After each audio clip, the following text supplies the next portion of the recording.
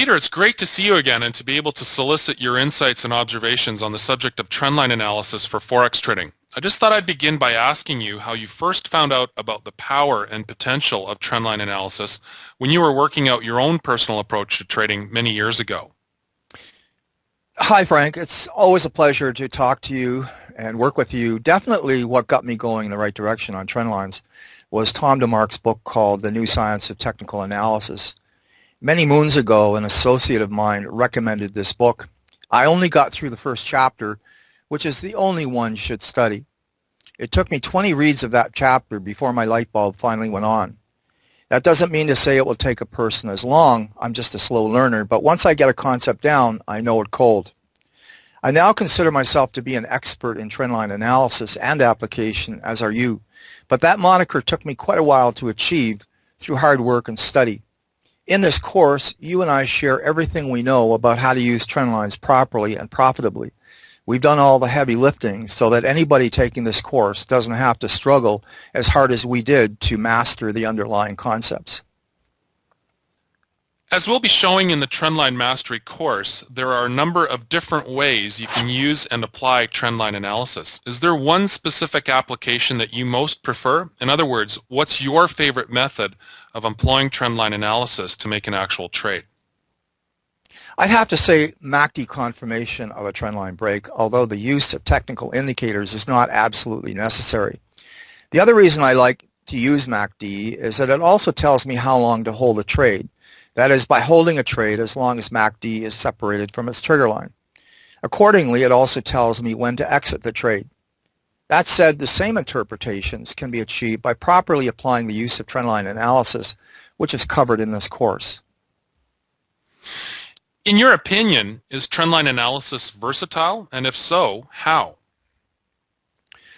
Frank, trendline analysis is versatile to the extent that it maps to price action completely and can be used to react to price direction, be it up or down. Price is the number one indicator, and that is why traders should leave their charts relatively uncluttered so that they can see what price is doing. Price will tell you exactly where it's going, if only you will pay attention to what it is saying. That's the beauty of trendline analysis.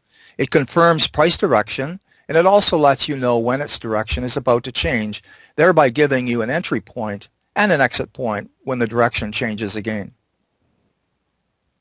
Peter, what do you think might be a potential stumbling block or difficulty for someone new to trendline analysis who has never used it before, and what advice can we offer them to bypass that difficulty? Certainly read Chapter 1 in Tom DeMark's book and stick with us throughout this course. We're here to provide support and answer questions. Practice makes perfect. Try drawing trend lines in a demo account either visually or on screen. Most charting packages at the various brokers allow you to draw lines on their charts. What will facilitate an easy learning curve is to stop thinking about the use of indicators and just focus on working with trend lines. That's all you need. I know when I first got exposed to drawing trend lines and using them effectively, I was totally confused as to where to start drawing them and where to end the lines. Of course, that's all covered in the course. Peter, in your opinion, how is trendline analysis superior to some other forms of technical analysis, such as indicator readings or more complex forms of chart pattern analysis? It's perhaps the most accurate way of determining when price is going to shift direction and head in the other direction. There are a basket of indicators that give a variety of readings that do not all complement each other. Not so with trendline analysis. Used properly, it will seldom miss a break in price direction. That said, it is possible to trade trend lines with or without the use of indicators to assist. Which of those options do you prefer in your own trading, and why? As I said before, Frank, I prefer the use of MACD to confirm a trendline break, but this is not absolutely necessary. It's just a personal preference that I've gotten used to over time.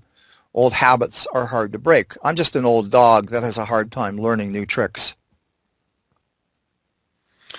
Peter, as we know from practical experience, and this is simply speaking truthfully and candidly, there is no one trading style, technique, or method that works 100% as expected 100% of the time. That's just a fact of life in trading. What are some of the protective measures a trader can take in the event that a trendline analysis does not lead to the expected result? Frank, definitely the use of 20 to 30 pip stops. Also, before anyone trades, they should perform top-down analysis to further refine their trading technique and to ensure that they're on the right track with their trading decision.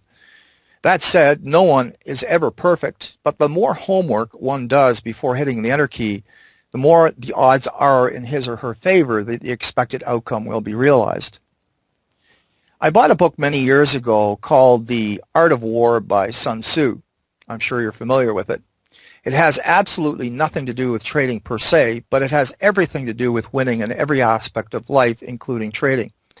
One of my favorite sentences in it is, "Victorious warriors win first and then go to war, while defeated warriors go to war first and then seek to win." Translation, winners, be they traders or whatever, never take action first. They plan, plan, plan. The old adage sticks, ready, fire, aim. Unfortunately, a lot of traders follow the principle of fire, fire, fire, which seldom wins.